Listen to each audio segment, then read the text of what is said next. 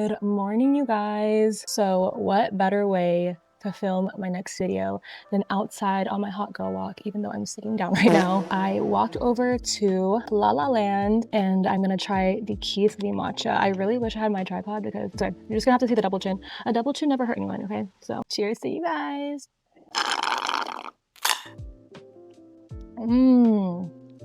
Okay, that's fire. We're currently on week 7 of my shot. Let's see, how am I feeling? Surprisingly, my side effects are pretty minimal.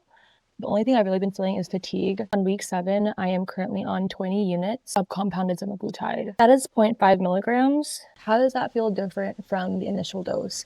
I actually do feel slight appetite suppression. I feel like I'm able to just kind of stop eating. For example, whenever I go out to eat with family and stuff, it's kind of easier to just not overeat anymore. I'm exactly 90 days out until my wedding. By the time it's my wedding on November 8th, I will be around 1.5 milligrams. This is the dilemma I'm having.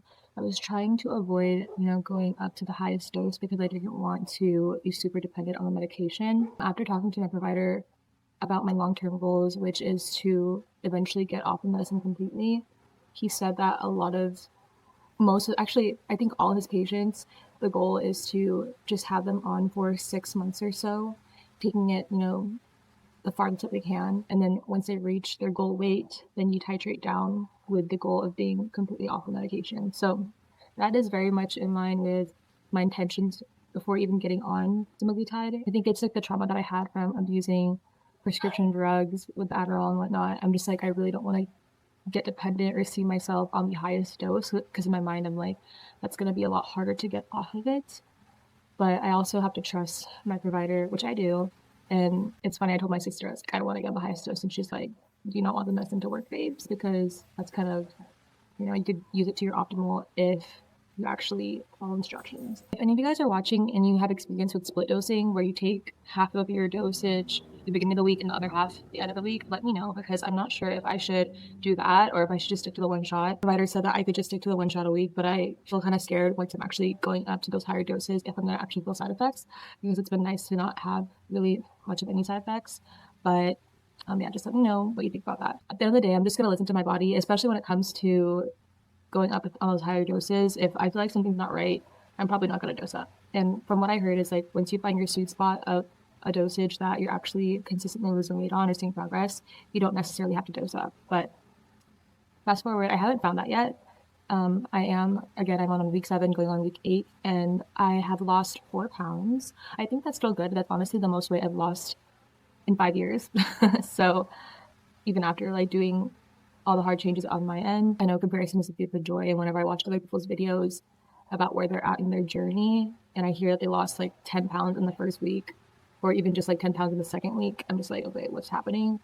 And I'm really trying to avoid having to go on another GLP-1 medication, because it's just like, I just don't want to have to do that, and it's expensive. But the fact that I'm seeing any progress, I think, is a good thing. So other than weight loss, here are some things that have also happened that have been positives. I've been sleeping really well at night and more consistently. Knock on wood, I don't remember the last time I had an insomnia. Well, it's a lie. I've had like bad insomnia episodes, but they're becoming less frequent. In the past 2 weeks, I've slept through the night every night. And for context, ever since I quit the Adderall, I've been struggling with insomnia. No matter what I do, I'll have like one night out of the month or one night every couple of weeks where I just don't sleep at all. And I have been seeing that less and less. My periods have become more regular. I've been seeing 30 to 35 days between my cycle, and I used to have, or as of recent, before the medication, I would skip periods every now and then. I've gotten that checked out, and it seems like there's nothing to be concerned about, but it's kind of nice to see patterns of a more regular cycle, because I know that this medication can help me suppress my appetite. I think on the weekends, I still have a bad habit of not tracking and just like allowing myself to. Now I'm saying this is not even that bad, because on the weekends, you have to live your life. You have to it's okay to see family and eat with them and eat out and do all the things. But I know that if I really want to just do what I say I want to do, I need to lock in even more, and even on the weekends. So that's why I'm trying to push myself to walk. I'm not a walker. I don't get my 10K steps a day. However, I do dance pretty frequently, but I don't know if it's because my body is just used to me taking dance classes, but I feel like I haven't been seeing any progress in terms of like weight loss. So maybe I have to up the cardio, even though I really don't want to. But Because you're not going to blow these teams out. No. This Minnesota team, you're not blowing out. You're just not. They can shoot the ball for you. Here is something that I'm very proud of myself. I feel like this was all me, not the Semaglutide. I have actually locked in on a training schedule. So let me show you guys what my training split is. And this is what I've found that has worked for me. I have to have what my weightlifting schedule is in my phone, and it has to be checkable. I know that a lot of fitness apps already kind of do this for you, but you do not need a fucking fitness app, y'all. I know you're probably already paying for semi-subscriptions, like for me, I'm paying for fucking MyFitnessPal, fasting app that I don't even need anymore. All the things you do not need to pay for on the fucking fitness app. So I'm going to share this note with you guys, and that way I have structure and something to fall back on, because if I don't have this written out, I'm just going to show up to the gym and just like fucking lollygag and not do what I said I would do. This is my training split that I find works. So day one is typically Monday, and Mondays, that's when I go back to work after the weekend and I just don't feel like hitting legs. So day one is upper body. And I'm keeping this bare bones, you guys. I found through my research on YouTube, I'm just trying to not overcomplicate this and just do the bare minimum, because that's kind of all I can do right now with everything else going on in my life, and that's fine. Okay, so I found that per muscle group per week, 18 to 20 heavy sets, 6 to 10 reps is all you need to maintain / build muscle, all applying, progressive overload. And that is, putting more time under tension, upping the weight, upping the reps. So you don't want to be at the gym for like 20 fucking hours.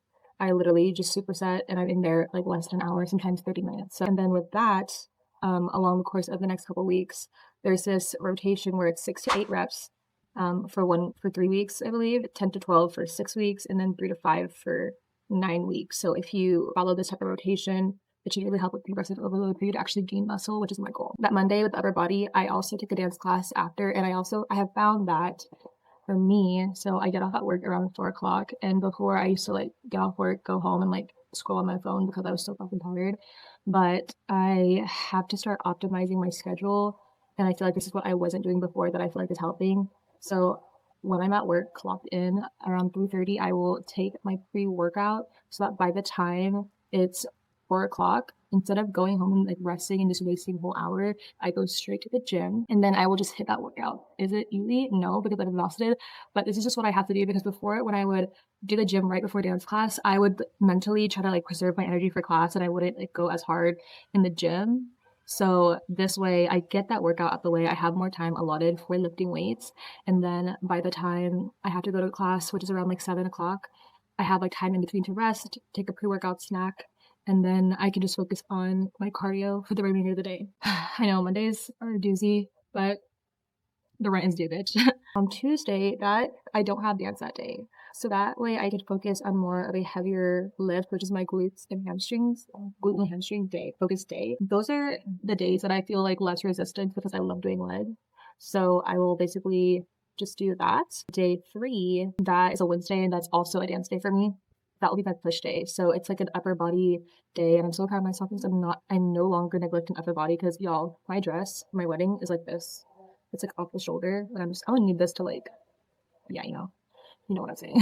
Yeah, so day 3 for me is push, which is shoulders, and same thing. I kind of repeat the whole timing of it on Monday because I have a dance at 7 p.m. that day. So I, go to the gym right after work. So on Thursday, that is when I have my dance day, and I have a heels class that day. So on Thursday, I just focus on my heels class, so I don't lift that day. And then on Friday, I get off at noon, so I have more energy. So I'm supposed to have more energy because I don't work as long, but Fridays just take the wind out of me. So that sometimes turns into a rest day. But if I really want to optimize my time, Friday is my next lower body day, which is more of a quad focus. I don't know why it says quads and glutes, because that's not. It's supposed to just quads and the calves or whatever. But yeah, so Friday, since I don't have class, I want to dedicate just more energy and time onto my legs again. Saturday or Sunday is a rest day. So I'm trying to figure out when my rest days, as of right now, I take the rest days whenever my body feels like it. So for example, my period started yesterday and I'm still on my cycle. I tried to do my day 4 lower body quad day yesterday, and it was not happening. So instead of just trying to push that workout, I just walked for the remainder of the day as my source of movement. But if all else fails, if I cannot stick to, if I have a day where, I just cannot, I will just walk. So that's where my walks are fitting in. I feel like if I really want to see more progress, I should be walking 10K steps every day. but I also feel like that's not super necessary considering I am dancing still. But yeah, this is where I'm confused. It's like, y'all, I am moving my body, I am doing it. I feel like I'm eating a lot less while still maintaining my protein, and yet I only lost 4 pounds. The scale that I'm using is a smart scale, so it should tell me like if I have gained or lost muscle, but I also know those are not super accurate, so I'm trying not to like read into the scale too much because I could have very much have just been gaining muscle, but I would love to see the body fat go down. So that's just kind of where I'm at with like the workouts and whatnot. But yeah, I just have to stay positive. I know I said in the beginning I'm not attached to a number, which I'm not, but it would be very nice if I could lose like 15 to 20 pounds by my wedding. I don't know if that's healthily possible being 90 days out. I had to remind myself that this is kind of like an experiment, if you will, and I have to keep my expectations low. Being on your period, it sucks because it's just like I want to do so much, but I don't even know if I can. And I'm really just like contemplating if I should just go to the gym or what.